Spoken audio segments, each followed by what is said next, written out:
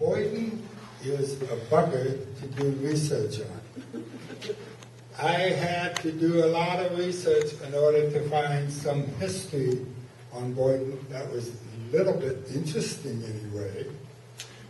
Anyway, I will show you what I got, and my Assistant.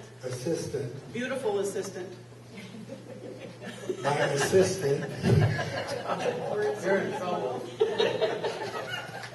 Anyway, here we go. Boyden is a town that sat in the middle of the prairie in 1854. Go ahead. There's the prairie.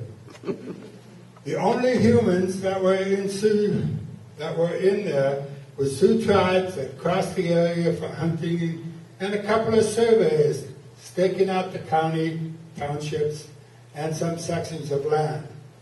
All this changed after the Civil War.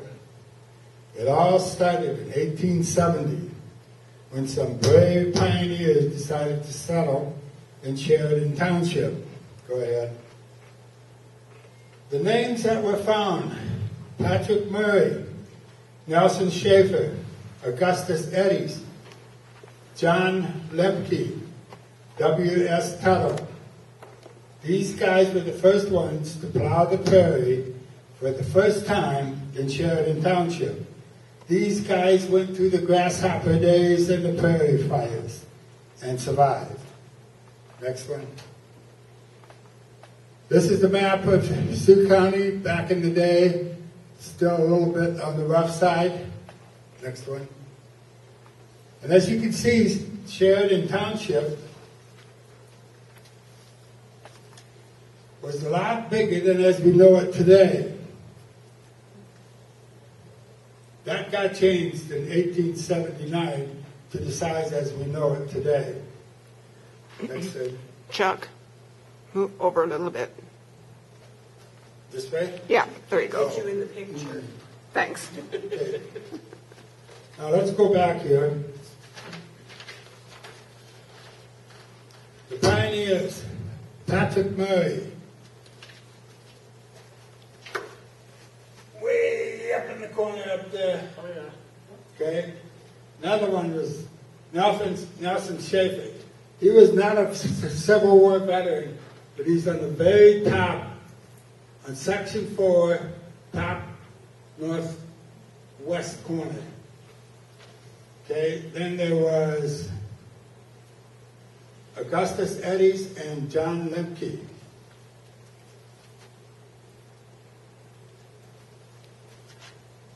Gotta stand back here.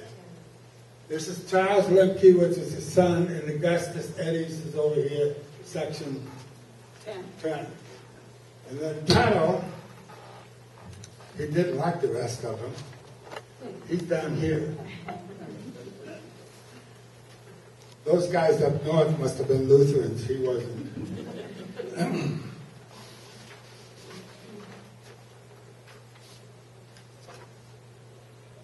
Next slide.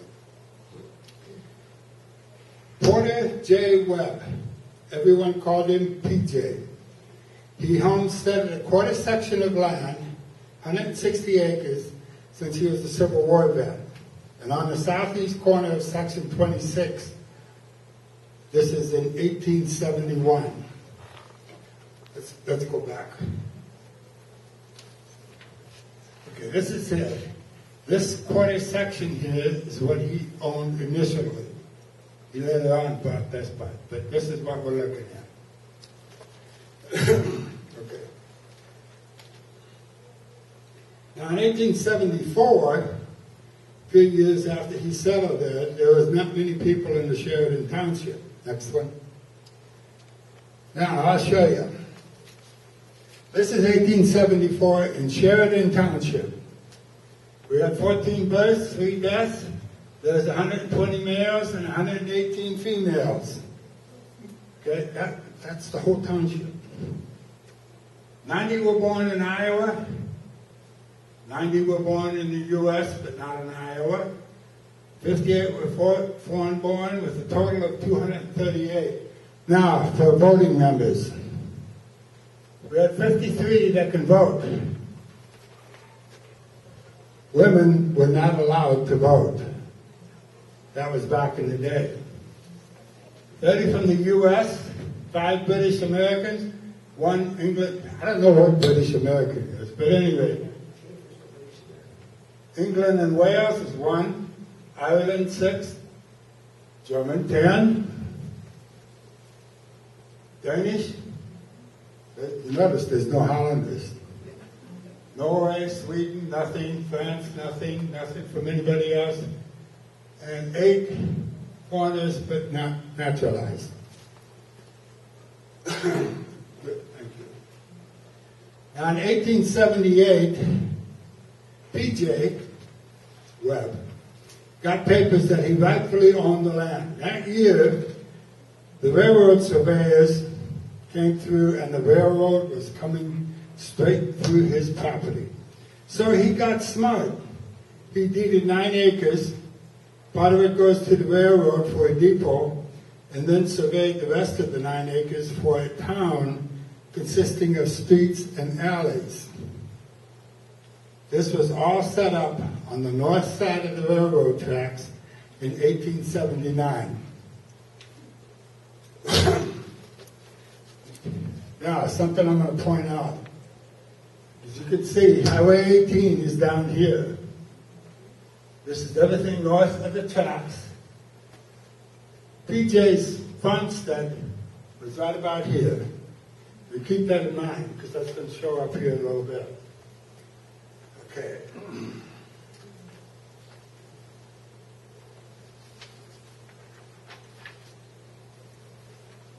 When the railroad came through, they set up a work camp, and that was about a mile west of Boyden, consisting of buildings to house the railroad workers and a canteen for the workers to eat their meals. At the same time, a saloon was set up in an oat field, which is just located just east of the depot platform. You can see the depot ground, so he would have been around here. That was the only saloon at the time. This is for the railroad workers or whoever, and the depot was also built in 1879. Next picture. Here's a picture of the depot. That's PJ's house. I find that rather interesting. I'll get into more about his house. The railroad also put in a turntable to turn the engine around so that they can get more rails and ties, and this was set up by the work camp. P.J. Webb had the only... Wait a minute, let me go ahead to the next slide. That's the depot today. So in other words, if you're getting shipped out with the train or you're getting shipped out with the funeral home, you're getting shipped out. So anyway, let's back up one. Oh, okay. P.J. Webb had the only post office in the entire township, and that was out of his house. That started in 1875. The Postal Service called it Sheridan, but later had to call it Kuiper in 1881 because there was already a Sheridan name in Van Buren County.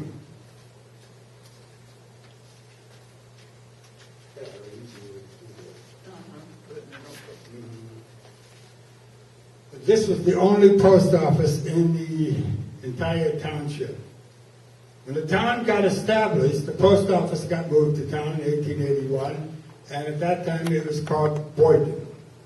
Boyden was named after an official on the railroad, or that's basically what the railroad decided to call it. Then in 1904, the rural mail carriers started, and there was a Rural Route 1 and a Rural Route 2. Go ahead. Next. Okay. This here, remember I told you to keep in mind P.J. Webb's house.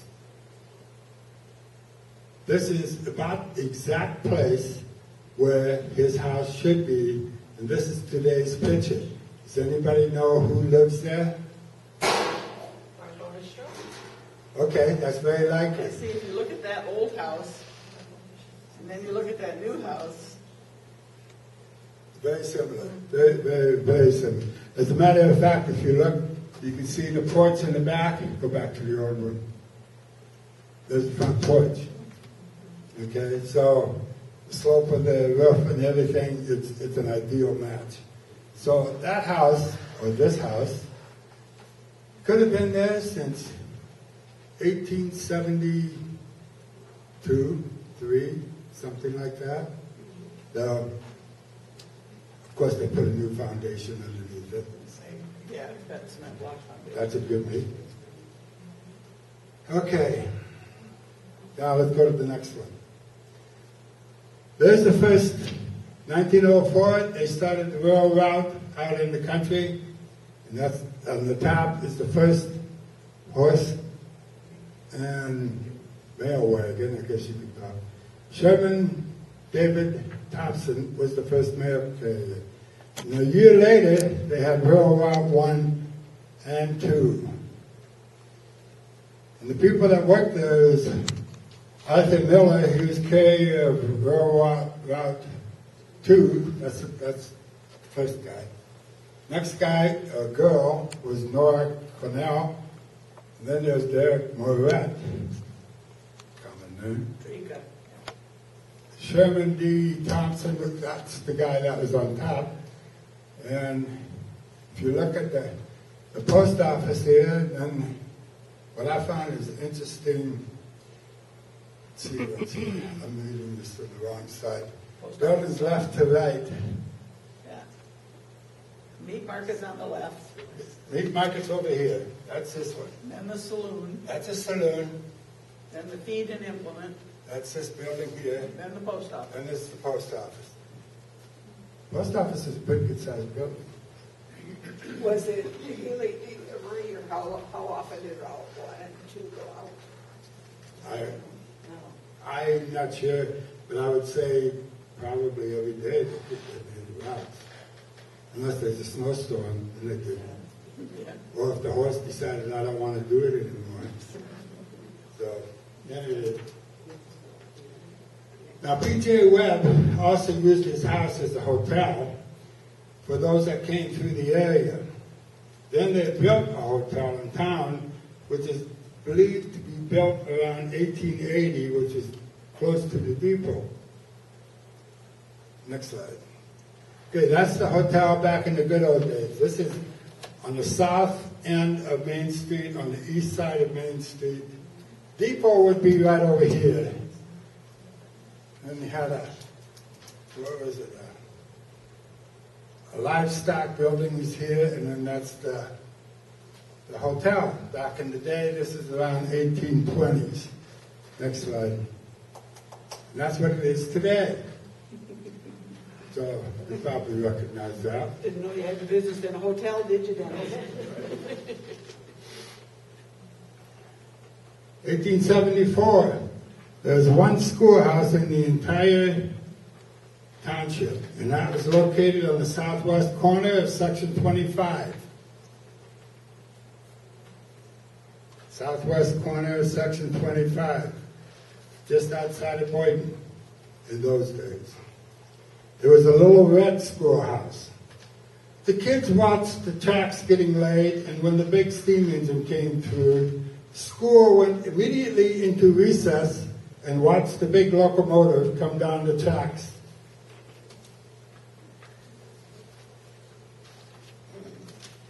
Then the engineer would blow steam off to wave to the kids. In 1877, a few more schoolhouses were built around the township. Next slide. This here is the very first schoolhouse in the entire township. In those days, it was painted red. The little red schoolhouse got moved to town around 1880. Then in 1889, a new school was built, a big 2-story building that even had a high school in it, which started out as 9th grade, then a year later, 10th grade, and then a year later, 11th grade, and finally it got to be a full-fledged school, high school. Who graduated from high school in Boyden? Who said that? Was it that school? Oh, no. Oh, no? No way. On this picture up here, this is the 1889 high school. Actually, it's the whole school. But if you look in the house in the back, that's this. So, okay.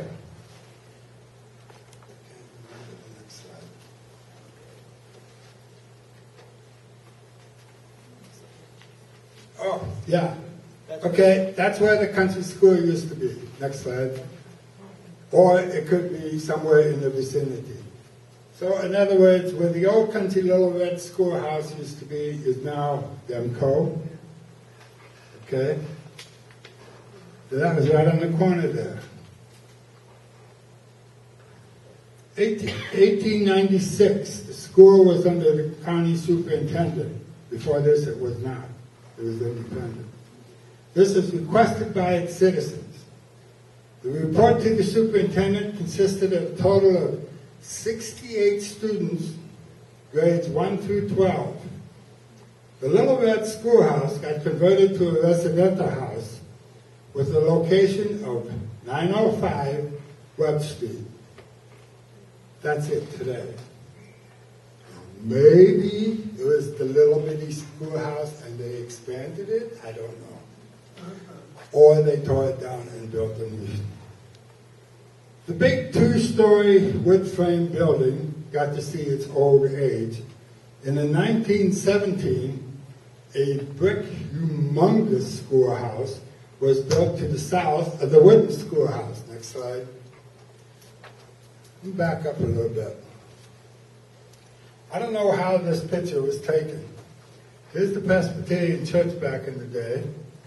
There's the 2-story wooden schoolhouse, and supposedly this is the Little Red Schoolhouse. So, gives you an overall picture. That's 1964. We won't get into that yet. Next one. There's the big brick schoolhouse of 1917. The thing is, I remember it because I went to junior high in that particular school. As a matter of fact, I'll never forget having class with Mrs. Hassler. Heaven forbid. Anyway. Okay.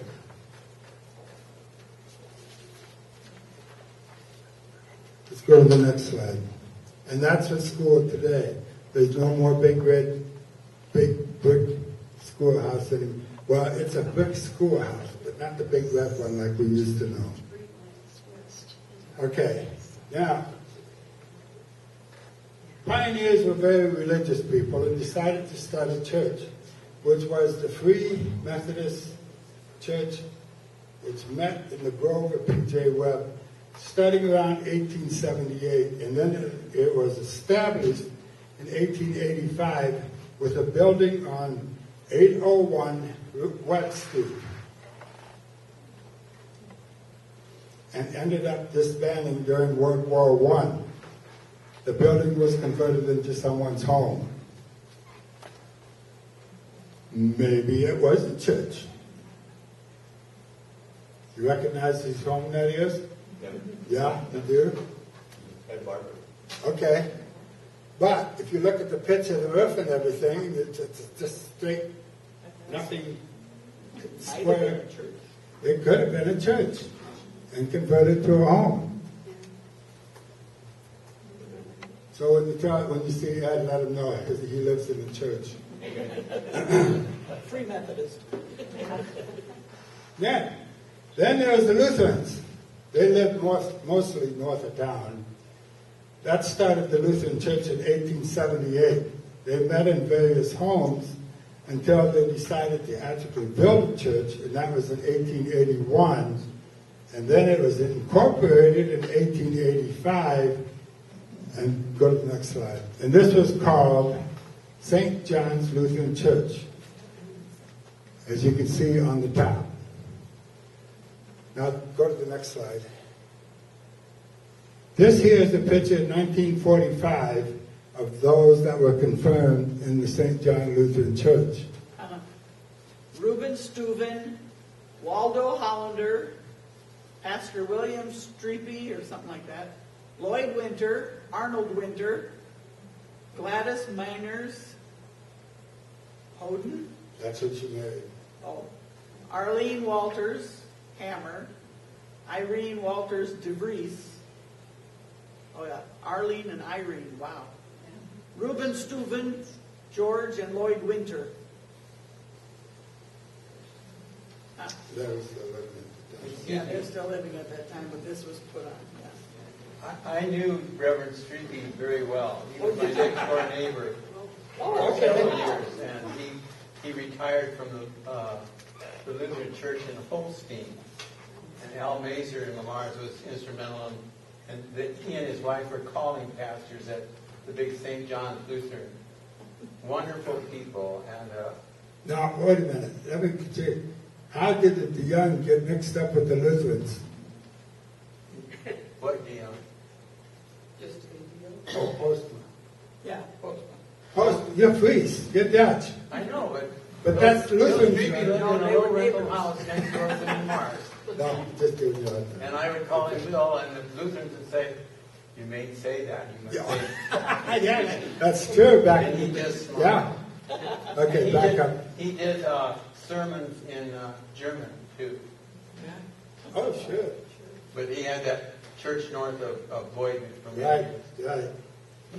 Next was the United Presbyterian Church, which started in 1883, where a group of people of that faith met in the schoolhouse, which is the two-story wooden schoolhouse, and decided to establish a church. Then in 1884, a church was built across from the school, and it was incorporated, as you can see there. Then the Hollanders came. They ruined everything. They came around and they wanted their own church. So classes did an investigation and decided to make a go of it. In 1888, the first Reformed Church was chartered and incorporated in 1889. They met at school. That was after the Presbyterians left the school. They met at school until the church was completely built in 1893, as you can see here. Now, let's go back to Main Street, Boyden. Go ahead. Yeah. Okay, yep. 1879, the town was being surveyed, lots out to lots, streets, and alleyways, and the railroad was laid and its tracks with shipments coming and going by 1880. Land speculators were coming in and buying up everything you can think of pertaining to the lots as much as possible. Well, this got people's attention, and all of a sudden there was a building boom. The depot was already built. The first house, besides P.J. Webb's house, the first house was built by L. Sink at 712 Webb Street. That's it. It might be it. Or it might be in the empty lot next door. We're not sure. We're not sure. It's kind of empty over here. Did you take a picture of that too? No, Oh, okay. I just took a picture of the house. If you look around the other side of the house, they have another porch, which is common for old homes. So, but otherwise, outside of this new addition on top here, the house would fall under an old pioneer type house.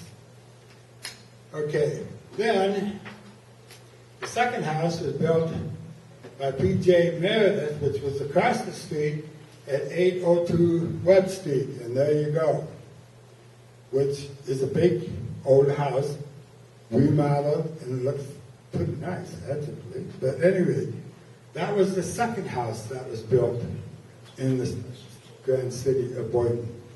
These two guys put up the first general merchandise store on the northwest corner of Webb and Main in 1880, which was the very first store in the town of Boyden, which is on the top picture. The bottom picture I'll get to in a little bit. That was not a pretty sight. The town grew quickly with businesses coming in. In 1889 came along, and the town citizens decided or voted to incorporate the town with a vote of 38 to 12. The town was incorporated. A special election was held and voted C.J. Thomas as the mayor, J.W. McCrum as the recorder. He was the banker. Reverend W.E. Dunlap, A.E. Freer, F.N. Saipi, C.P. Meredith, W.L. Callison, and J.H. Keaton, they were the councilmen. John Connell was the Justice of Peace. The very first city council meeting was held at the F.W. Slaggy and Company office on June 22, 1889. By motion and vote, the following was approved. City ordinances were taken over by Dunlap, Meredith, and Fier. City finances were taken over by Callison and Saipi. Streets and alleyways were taken over by Keaton and Meredith. The mayor's bond was accepted. E.E. Essington was appointed as marshal. Meeting adjourned.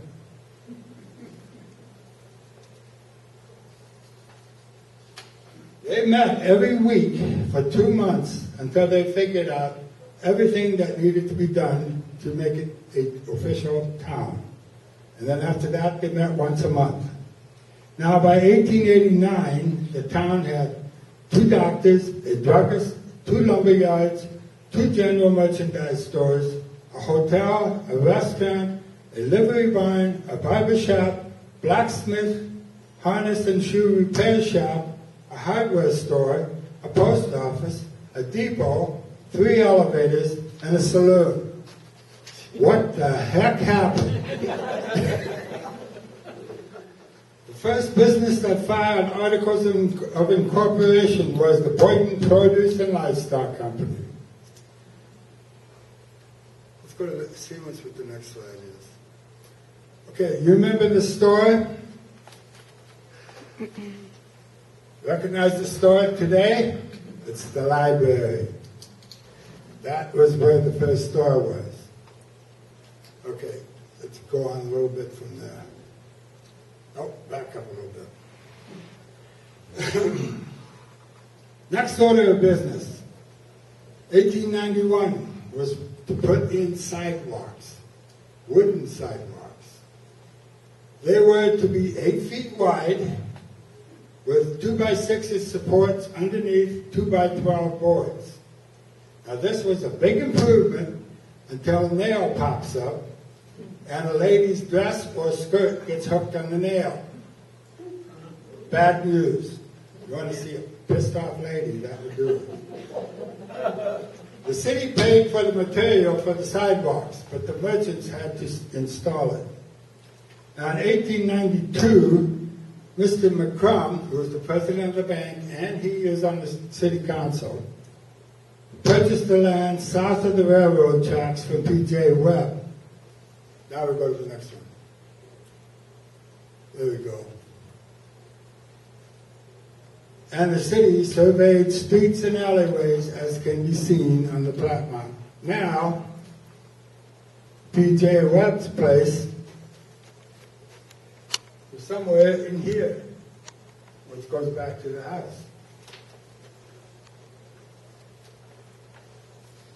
Now, as the town grew, there was a problem of trash in 1889, so the city purchased a half acre of land for $75 on the north end of Main Street for the city dump. Go ahead.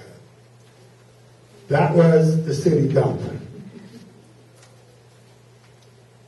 In 1896, it was decided that the town needed a town hall. So they bought 2 lots and D. Rensink built the town hall and the jail for a grand total of $978. They paid 37 cents for chairs and $51 for a stage curtain. Now they had a voting place, where before it was held in some business places. Mr. Lanning, he was the one that owned the restaurant in town, and on the second floor, he usually used it for voting.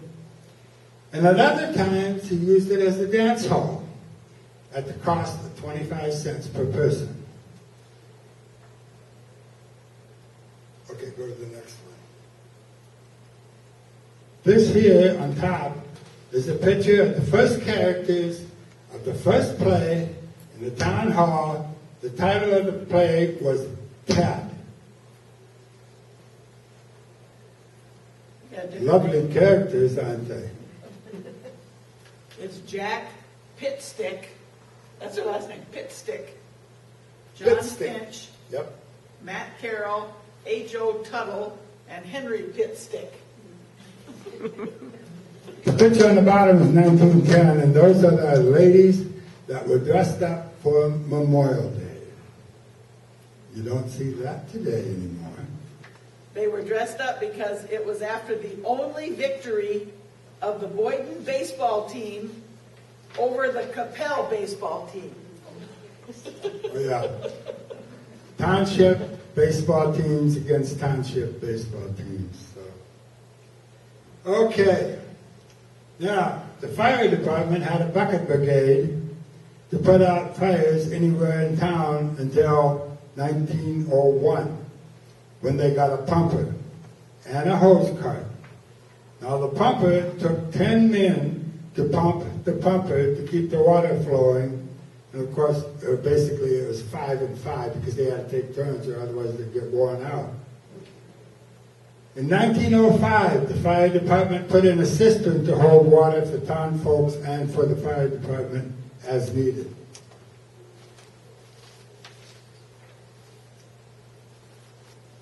I don't remember the next slide. Nope, come back. In 1904, the telephone crank type came to Boyden, but the telephone poles were only allowed in the alleyways. 1905, it was decided to put in a permanent sidewalks made with a new material called cement. The council got sick and tired of all the complaints about the nails. 1908, this is the next slide. Okay. In 1908, a bunch of farmers decided to start a cooperative. Before this, there were 3 privately owned elevators. I think I can go to the next slide. Yes. As you can see on the top slide, these are the 3 privately owned elevators. So, they purchased a hunting elevator, and behold, Farmers Cooperative Association got started. Not too long after they got started, they got into the lumber, gas, coal, propane, fertilizer, and of course grain. Eventually, they end up owning all 3 elevators. As you can see on the bottom, that is the 1964 picture of Co-op, and that's in place of the 3 elevators, next picture. As you see it today, it's humongous. In 1911, electricity came to town. This was voted on and approved to have T.H. and J.J. Bean-Scouten, I should say. No, it's Beans Golden. That's right. Beans Golden. There's no L in it. That's okay. Okay. To install and maintain electricity to those who wanted it and to put in streetlights. Bean-Scouten did this until 1925 when the electricity was taken over by Northwestern Light and Power Company. Okay, remember the first general merchandise store put up by Sneak and Meredith? Well, that store changed ownerships to Vandenbrink in 1910. That's way back here somewhere. You have to go back over there. You go. There it is. Yep. Nope. Yep. In 1913, it burned to the ground. Now I got a problem here. There's a guy, farmer came to town with his horses and wagons, and when it really got going, the fire, the horses wanted to go in the building. Unfortunately, one of the firemen got one of the hook and pulled the horses out of the fire back out to the street. However, the wagon that the horses were pulling got burnt up in the fire as well. It burnt completely down to the ground. Okay. So then in 1913, same time as the fire, after the fire, another cooperative got started, and it was called the People's Store. This here was some groceries, a lot of general merchandise, and a lot of cloth and materials. Silk clothing, cloth at that. The building was put up where the Vandenbrink store used to be, but by 1929, the cooperative was dissolved. Okay, next slide. There's the People's Store, as they call it. 1914, it was voted to erect a water tower and water lines to each home. This got approved by vote. Then in 1920, they extended the water lines and put in a sewage disposal plant. Before that, it was the outhouse. Keep in mind that when I say they were voted on, that was the people's vote, not the city council's vote. 1917, next slide. The cooperative creamery got started, and this lasted until 1961. Now we're going to go check out the town's pictures. Go ahead. This is a bad picture. I don't really like this picture, so we'll go to something else. Okay. 1912 on top is Main Street looking north. The next picture, this is 1922 of the same street. It changed quite a bit over 10 years. And then this here is 1922. This is the north end. Yeah, this is looking south on the east side of the street. Now, let's go back up here. You notice you got the water tower, so it's 1922. The restaurant, which is the first one, that's this over here. Okay, after that, Farmer Savings Bank, that was a drugstore. That was the doctor's office, Dr. Volstad. Then the Boyden Bank. This is the People's Store. Yeah, I got back up here a little bit. The building shop, and after the People's Store. Then the Town Hall, which is the tall one. And then beyond that was a barber shop. And then there was a house on the corner, which is still a house today. Okay, on the east side was Bergman's Hardware, the meat market, poor hall. No, meat market was this little building. This is the poor hall. You notice the cars in front of the poor hall, which is also the saloon. Then Vandermountain and Dexter Implement, the post office, just like the one you saw with the Royal Rock things. Then it was Van Deppen's garage, the firehouse, and you can see the little bitty sirens up here. And then behind the trees was the hotel, which was formerly Boston Insurance. Next one. Okay, back up a little bit. Yeah, you didn't tell them about that. If you notice, we got the flagpole. That's a bandstand. So they must have used a stepladder for all the tuba players Right in and the everybody middle to of go the up on the intersection. bandstand. So that was interesting. So and I knew that was on the corner of Webb and Main Street. So I decided, okay, let's find it. There it is. That's what the bandstand is. Okay, what's the next?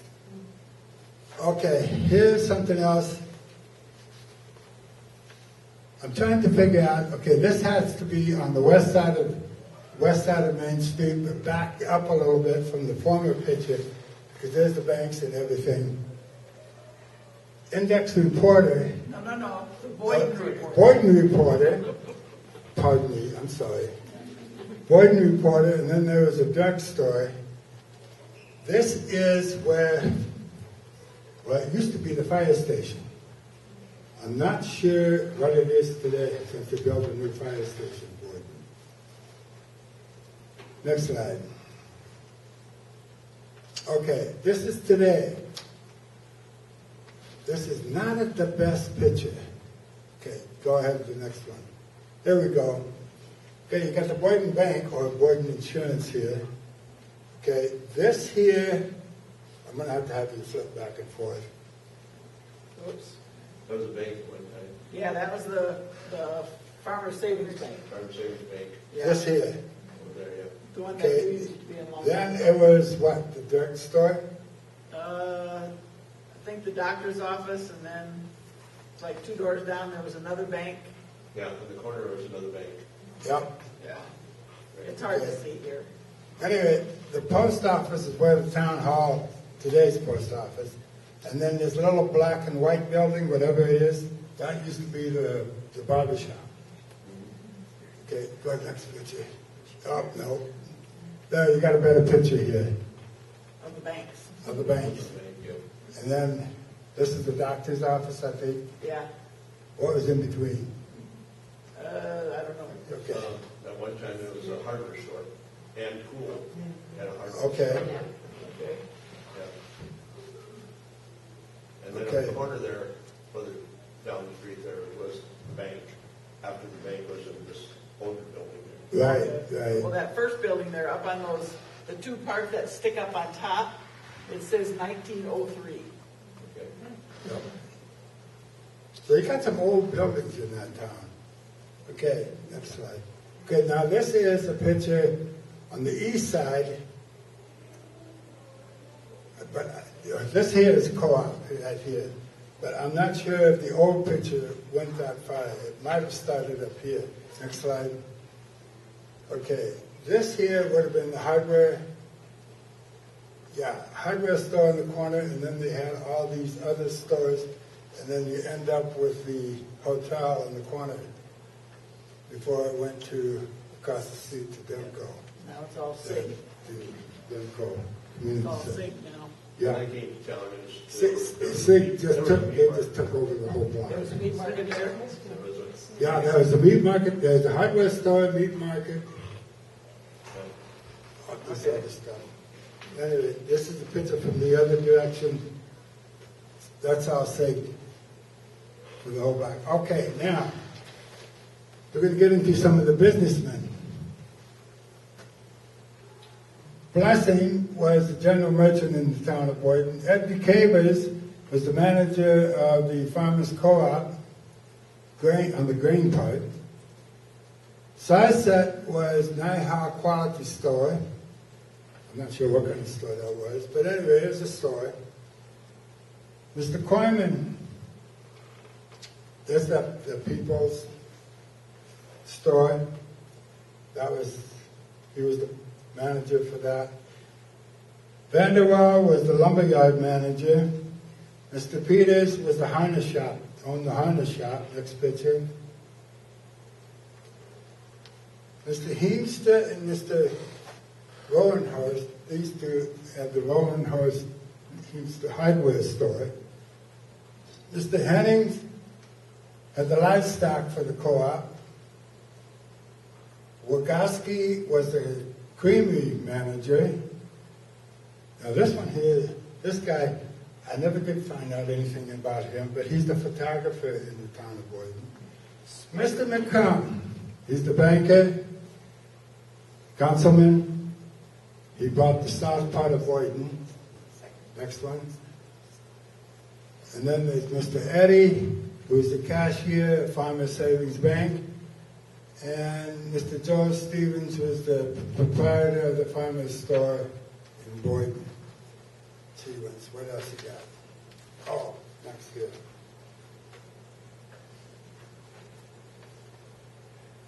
Okay. Now, in 1946, the Farmers Produce Association got started when it purchased the private produce business. Now, the first cemetery was located across the road of the northeast corner of town. This was decided because there was nowhere else to bury the dead. So the township tried to purchase land for a cemetery, but it didn't get the job done. On the corner of Colfax and Prairie, across the road, which is the northeast corner of town, that used to be a cemetery. You know whose house that is? It's right along the block, George Blacktop. Yeah. So, because there's a street over here, and then after that it goes out in the country. So, the northeast corner of town, that leaves the poor people. There's a cemetery there. Yeah, that's. So, did they move the graves? Yeah, did they move the graves? Pardon? Did they move the graves? I didn't get there yet. Okay.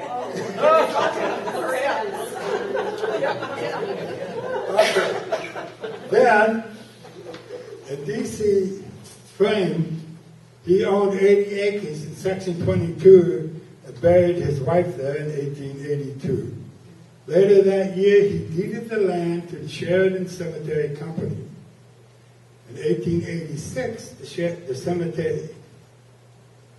cemetery company deeded the land over to the township, and today it's known as the Sheridan Township Cemetery. Next slide. There it is. Eventually, the bodies that were buried in the northeast corner of town, they all got moved to the Sheridan Cemetery. Next picture. Now, remember, sorry, bud. Anyway, remember Mr. Lanning? He owned the restaurant. He had dances on the second floor. He charged 25 cents per person to dance. But anyway, I happened to be taking a picture of the Sheridan Cemetery.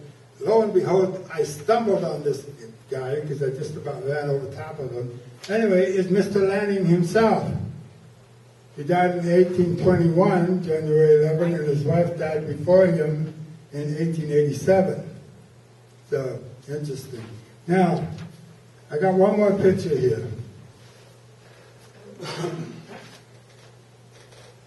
I found this picture, and it stated the Boyden train wreck. It doesn't, I can't find out any more information on it. It was kind of like hush-hush. It says right there, no details are I available. know, that's why I'm saying it's hush-hush. And I think what happened, it was a boo-boo on the railroad part, and they kept it quiet. Now, the reason why I do think it's Boyden, if you look over top of the hats of the guys assembled there, you can see the 3 elevators. So evidently, the tracks were on the south side of the elevator, so the train was heading east.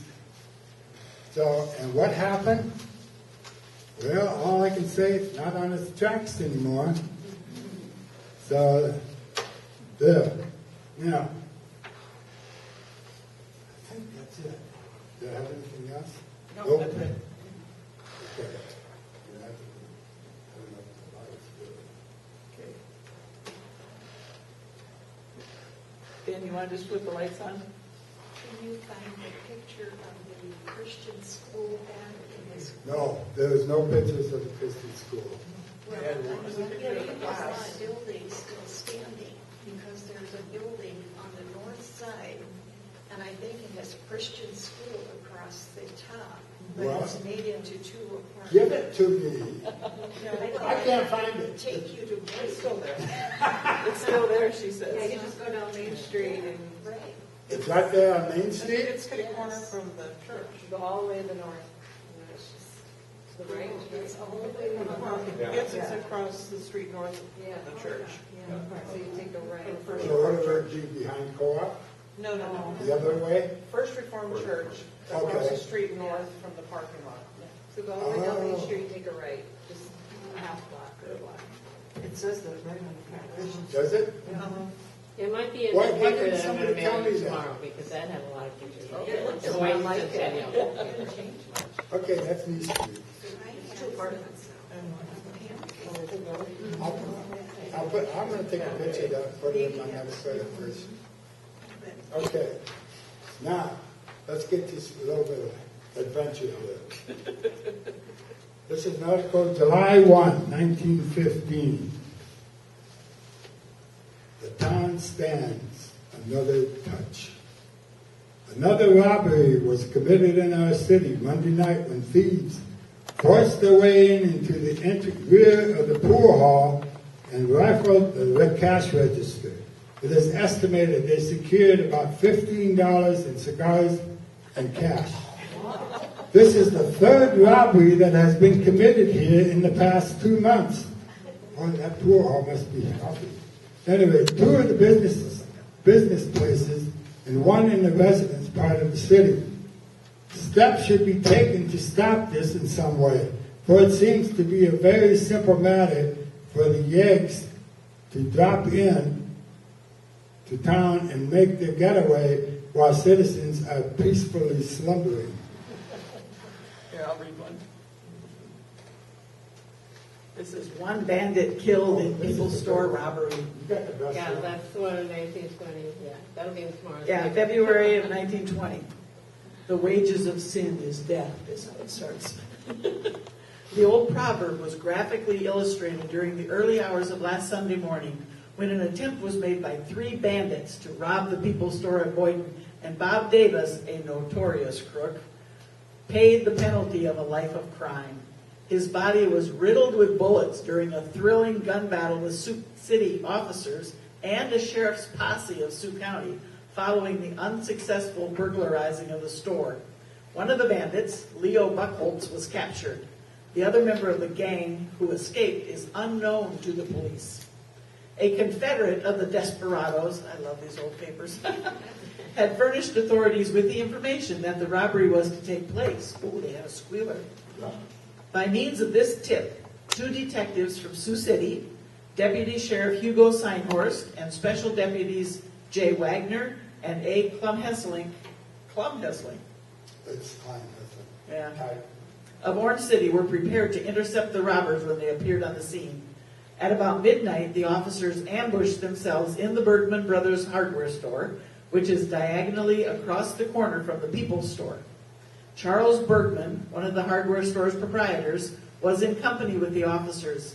K.W. Koyman, manager of the People's Store, was sick in bed at his home and unaware that the robbery was to be attempted.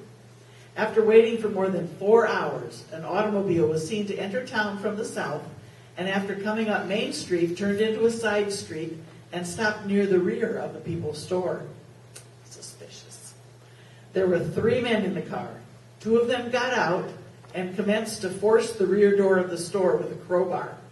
At this stage of the proceedings, the officers came out of the hardware store and prepared to apprehend the bandits. They took up positions of advantage without being detected by the man who remained in the car. When the bandits came out of the store, they had their arms full of silk. Just as they reached the car, the officers commanded them to throw up their hands. Instead, they dropped the silk and opened fire. The officers responded, and for a while, as one of the men remarked, it sounded like the Battle of Verdun. One of the bandits took cover behind Work's garage, where he reloaded his gun and again fired upon the officers. The other bandit also opened fire with 2 revolvers at a distance of 8 feet, and the officers were forced to withdraw a short distance to reload their guns. How they escaped this volley at such short range, the officers cannot understand unless it was on account of the darkness. The man behind the car rushed from his position and joined his companion in the street. As the officers with well-filled guns charged them, the bandits fled and disappeared in the darkness back of the garage. The officers quickly surrounded this lot, which is partly vacant and contained shocked corn. They decided to wait until daybreak and then close in on the bandits. When it became light enough to see, the officers ransacked the lot and discovered one of the gang in a shock of corn back of the garage. It proved to be Buckholz, driver of the car.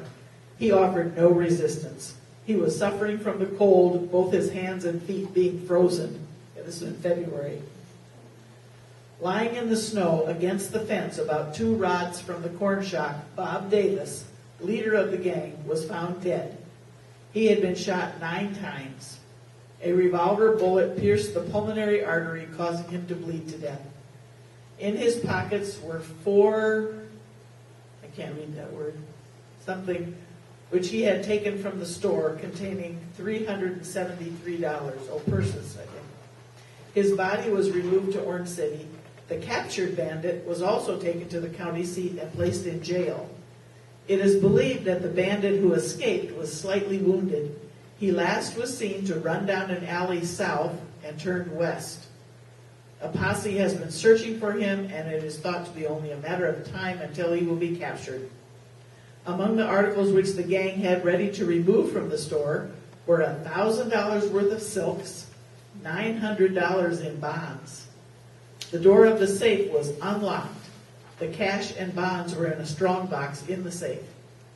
The captured bandit, Leo Buckholz, is well known in the Sheldon vicinity. Oh, sure. He formerly lived at Ashton. He, together with Davis, the slain bandit, were seen on the streets of Sheldon last Saturday. It is thought that they were members of an organized gang of store thieves with headquarters in Sioux City, who have been operating throughout this section of the state. So did they ever catch the other guy? That's what I The wonder. one, There was no article about it. the one person that escaped, I never found anything that they caught him. That Buckholz drank some strychnine and killed himself. I didn't put that in the article, that was too awful. But yeah, so I don't remember what year, but it was later on after this all happened. What year was this? 1921, That was 1920. 20. And in March there was another robbery. Okay, that was in February of 1920. Now we go to March of 1920. A second attempt to burglarize the People's Cooperative store of Boyden, which resulted in a big success for the robbers, occurred on the last Friday night. They secured $2,000 worth of silks, $800 in registered bonds, and about $300 in cash. The robbery was not discovered until Saturday morning when the employees of the store came to work. The supposition is that the robbers came to Boyden on the evening passenger train from the east. When the time was right for the little game, they forced their way into the office of the Smith Halverson Lumber Company by breaking the lock and securing the tools. The entrance into the store was made from the front door using exactly the same methods as they used during the previous attempt, forcing the door open with a crowbar. After gaining entrance, there was no trick to get their tools, to get their loot. The silks were taken from their wrappers and were probably packed into suitcases. The safe containing the cash and the bonds were not locked, so it was an easy matter for them to help themselves. The box containing the bonds were broken open and the bonds removed. Their getaway was easy as no one was aware of the robbery. The time of the robbery, unknown. After learning of the robbery, Sheriff Wiersma was notified, and at this writing, Saturday, we know of no clue which will lead to the arrest of the robbers and the return of stolen goods. It is indeed a sad affair to have your place of business broken into without warning. and to be relieved of valuable merchandise. It is our opinion that the businessmen of Boyden should hire a night watchman. The money would be well spent and would perhaps save themselves hundreds of dollars at the end. Our silks, is that silk material? Silk material, That yeah. must have been a big thing. Must have been valuable because they kept trying to steal it. Okay, this is from October of 1921. Bank robbers enter the Boyden Bank. Yeah.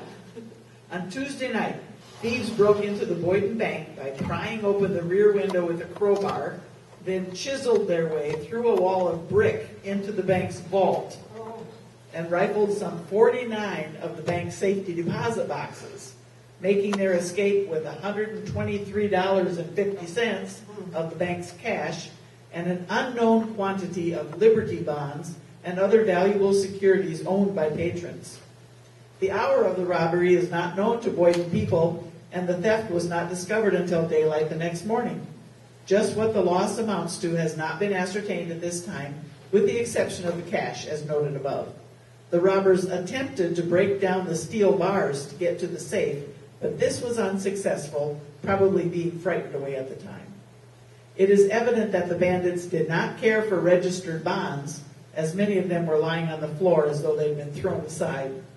Sheriff Seinhorst and his deputy were notified of the robbery, coming to Boyden soon after the call. At this writing, the officers have no clue that will lead them to the capture of the thieves. Regular gun smoke. Yeah. This next one, which was in July of 1931. Town Marshal Jim Verhoof reports that sometime during Sunday night, some person stole the cutoff valve out of the town wells of Boyden. The cutoff was solidly placed in a position approximately 5 feet below the surface of the well, and it was used to cut off the pipe leading into a smaller well when the water was being pumped from the larger well. The valve could not be reached without the use of a ladder and must have incurred considerable trouble in doing so. Such a valve cost $5. That was 1931? Yeah. Well, I have an article here from 1933, and the last sentence says, "This is the first burglary in Boyden in almost 4 years." I guess except for the water valve. That doesn't count. It's only worth $5. Thieves broke into the creamery and Koyman store early Sunday morning. Over $85 was taken from a safe in the store. They also appropriated several boxes of cigars, shoes, shirts, and neckties. The safe cabinet at the creamery was smashed open, and $875 was taken. John Vanderhout, local night watch, discovered that the robbery had taken place in Koyman's store. The thieves had gained entrance into the store by crashing in the pane in the rear door. Entrance to the creamery was made by raising a window. It was evident that the thieves did their work expertly and leisurely as they carefully sorted out the various papers, checks, etc. Several members of families living near the creamery had heard sharp and heavy metallic noises about 3 o'clock, but as such noises were not unusual, no one investigated. Sheriff Seinhorst and Deputy Dykstra were called, and after making a thorough investigation, took along a steel cabinet for fingerprint identification. 1933. No burglar tools were found, and this is the first burglary in Boyden in almost 4 years. And that concludes Boyden.